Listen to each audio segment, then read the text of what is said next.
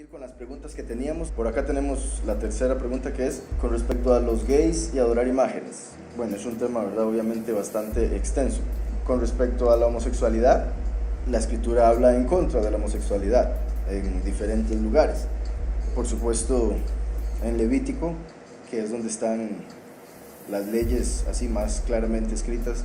Ahora bien, en Romanos 1 explica de una manera muy clara y dice el capítulo 1: Paulus, servidor del Mashiach, Yahushua, llamado a ser enviado, apartado por la buena noticia de Elohim, o las buenas nuevas, que él había prometido antes por medio de sus profetas en las escrituras apartadas, acerca de su Hijo, quien por línea carnal era de la descendencia de David, y a quien se le declaró Hijo de Yahweh con poder según el Espíritu, apartado por su resurrección de entre los muertos, Yahushua, el Mesías, nuestro Maestro.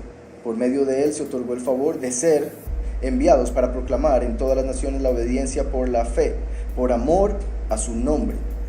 ¿Ok? Entonces, esto quiero hacer un hincapié porque las personas que nos escuchan tal vez por primera vez les resulta un poco diferente escucharme mencionar el nombre Yahushua en vez de lo que la gente comúnmente usa, que es Jesús.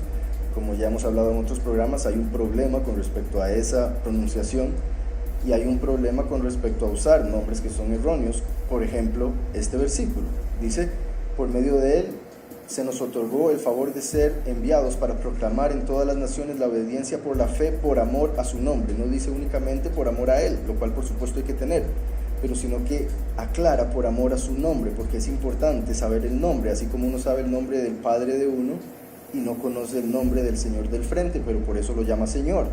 Entonces debemos conocer el nombre del Todopoderoso y el nombre de su Hijo, que es el camino al Padre, puesto que cuando se presente uno, como lo dijo el Mesías, se va a presentar con el nombre falso para que todo el mundo lo acepte.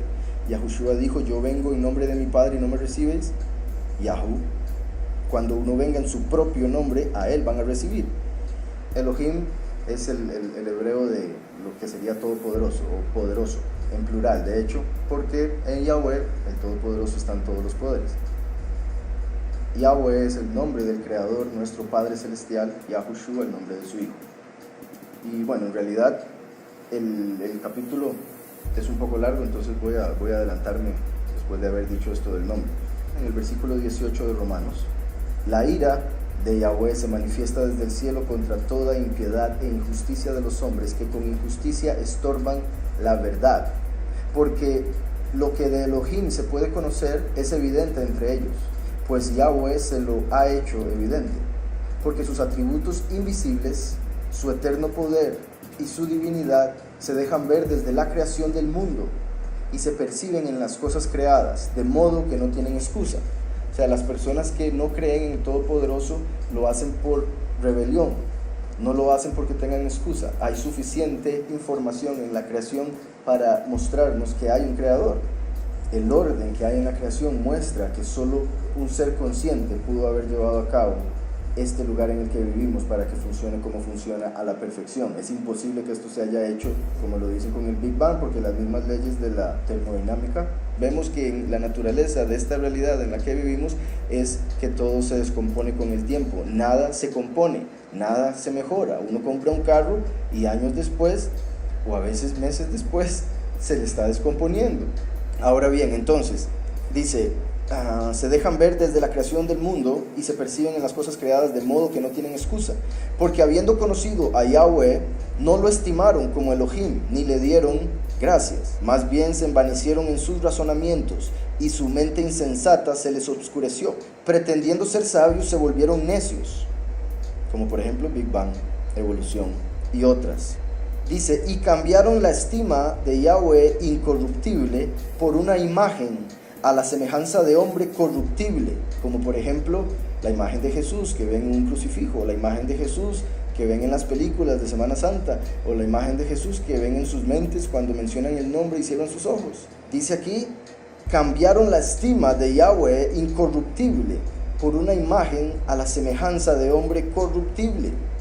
Después dice: de aves, de cuadrúpedos y de reptiles, como en muchas otras religiones donde se adoran animales. Dice: por eso Yahweh los abandonó a la impureza en las pasiones de sus corazones, para deshonrar sus cuerpos entre ellos mismos. Ellos cambiaron la verdad de Yahweh, que es Yahushua, porque él dijo: yo soy la verdad, el camino y la vida, nadie viene al Padre si no es por mí. Ellos cambiaron la verdad de Yahweh por la mentira, que por ende es el falso Mesías, y veneraron y rindieron culto a la creación antes que al Creador. Van a terminar adorando al falso Mesías, el Mesías que han creado para engañar a las naciones, y el Mesías que va a crear la bestia en Apocalipsis 13, de hecho, que se le permite crear y se le permite infundirle aliento.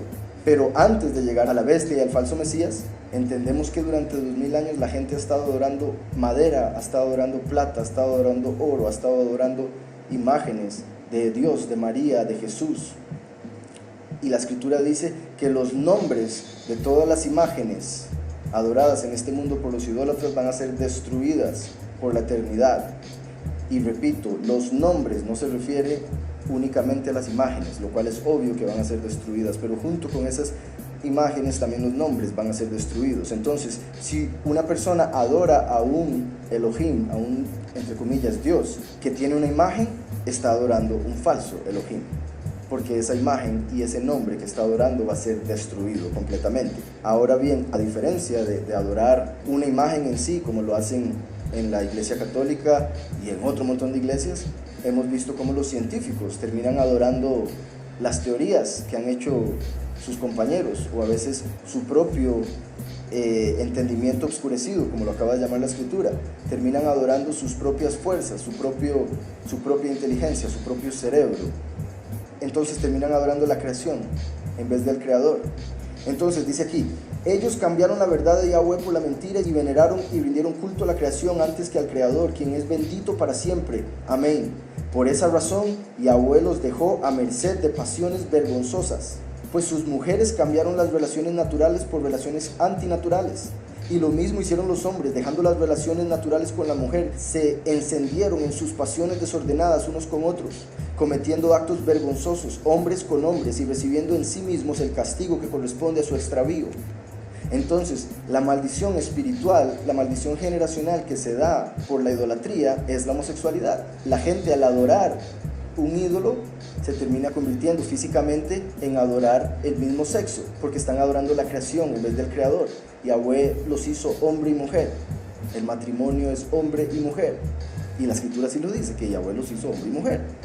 Entonces, esa es la forma en que debe funcionar, y como lo decía ahora yo temprano con respecto, aun cuando hay una relación de hombre y mujer, cada uno tiene que llevar su lugar, si no, no va a funcionar, lo cual es lógico. Entonces aquí vemos una señal de por qué en el Vaticano, en la Iglesia Católica, donde se da la idolatría en gran escala, que vuelvo y repito, se da en la mayoría de las religiones del mundo, pero en el caso de la católica, que es la religión principal de este mundo y que controla las demás, bueno, en sí ella misma es controlada por judíos a través de los jesuitas, pero ese es otro asunto de otro día. En sí lo que ven las personas es al imperio de Roma. Entonces, es interesante ver cómo el Vaticano es acusado constantemente, y los sacerdotes católicos son acusados constantemente de pedofilia o de actos homosexuales. Y aquí lo vemos en la Escritura. La razón es porque adoraron las imágenes, porque idolatraron, se terminaron convirtiendo en homosexuales.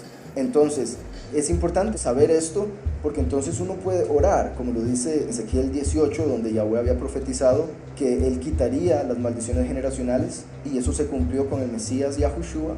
Entonces, al nosotros reconocer esto, tener este conocimiento, podemos entonces aplicarlo en la oración y orar al Todopoderoso para romper toda maldición generacional que uno pueda llevar cargando o que pueda pasar a sus hijos por cualquier idolatría que ya sea uno haya llevado a cabo o nuestros antepasados. Entonces dice: por esa razón Yahweh los dejó a merced de pasiones vergonzosas, pues sus mujeres cambiaron las relaciones naturales por relaciones antinaturales, y lo mismo hicieron los hombres, dejando las relaciones naturales con la mujer, se encendieron en sus pasiones desordenadas unos con otros, cometiendo actos vergonzosos, hombres con hombres, y recibiendo en sí mismos el castigo que corresponde a su extravío. Como ellos no se dignaron tener en cuenta a Yahweh, los dejó Elohim a merced de una mente reprobada para hacer lo que no se debe. Se han llenado de toda injusticia, maldad, avaricia y perversidad. Si entre el hombre y la mujer, al unirse, se convierten en procreadores, en asistentes, por decirlo así, en la obra del Todopoderoso de traer hombres a esta realidad, entonces la unión del hombre y la mujer hacen vida. Por ende es cuestión de matemática ver qué sucede con la unión de un hombre con un hombre o una mujer con una mujer. Si hombre con mujer es positivo, da vida. Hombre con hombre es negativo, da muerte. Y no me refiero solo porque no nazca un niño cuando un hombre está con un hombre, sino por lo que sucede espiritualmente. Se empieza a dar una muerte espiritual de la mente, por ejemplo. Por eso dice aquí, a merced de una mente reprobada.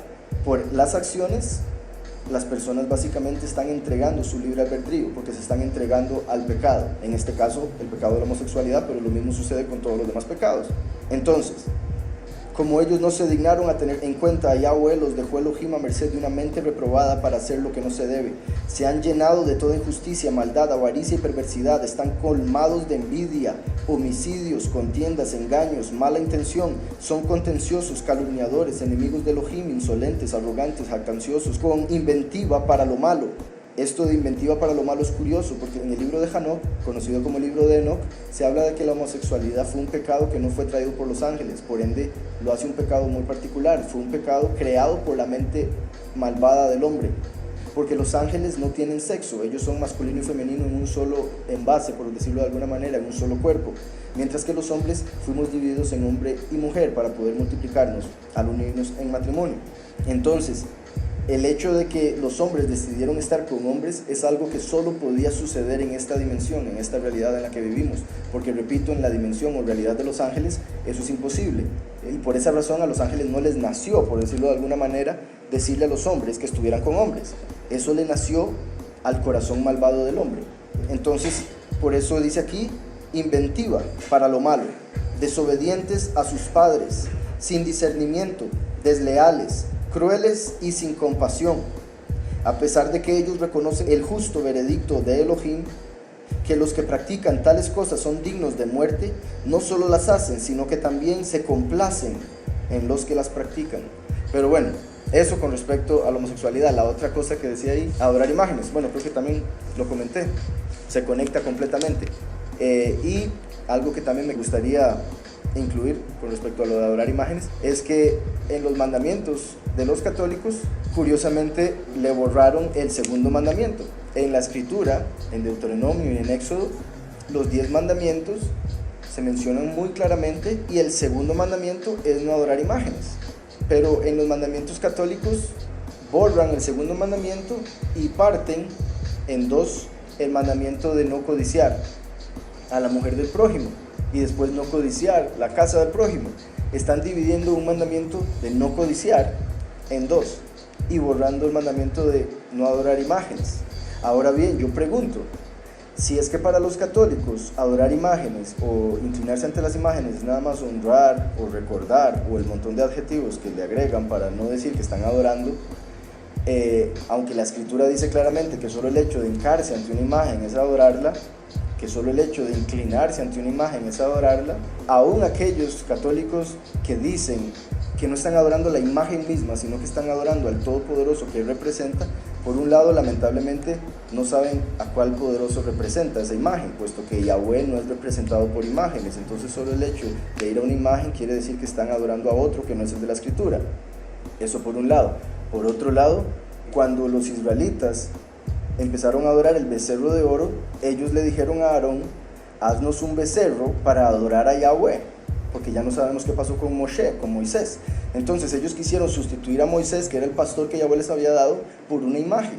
Ellos dijeron, no necesitamos un hombre, con una imagen tenemos suficiente. Ellos querían adorar a Yahweh a través de una imagen, y Yahweh los castigó a todos ellos. ¿Por qué? Por querer adorarlo a través de una imagen. Entonces, el que una persona diga, no, yo no estoy adorando la imagen, yo estoy adorando lo que representa, están cometiendo el error de los israelitas con el becerro de oro. Es exactamente lo mismo. Y hay otros ejemplos en la escritura. Como les decía, lo del mandamiento que borraron, ¿por qué lo borrarían si se supone que no hay problema con idolatrar? Si se supone que el honrar imágenes o hincarse ante una imagen no es idolatrar, entonces ¿para qué quitar el mandamiento que dice que no hay que idolatrar? El hecho de que la iglesia haya quitado el mandamiento, la iglesia católica haya quitado el mandamiento de no idolatrar, muestra que lo que hacen es idolatrar y se están tratando de cubrir de todas las personas que no van y toman la escritura y la leen por ellos mismos. Eso con respecto a la idolatría. En el catolicismo borraron el mandamiento de la idolatría, que es el segundo, y no hay excusa para hincarse ante una imagen. No hay excusa para andar una imagen pensando que esa imagen lo va a proteger. No hay excusa para andar una imagen en la billetera, colgando del cuello, etcétera, etcétera. Entonces, eso con respecto a esa pregunta.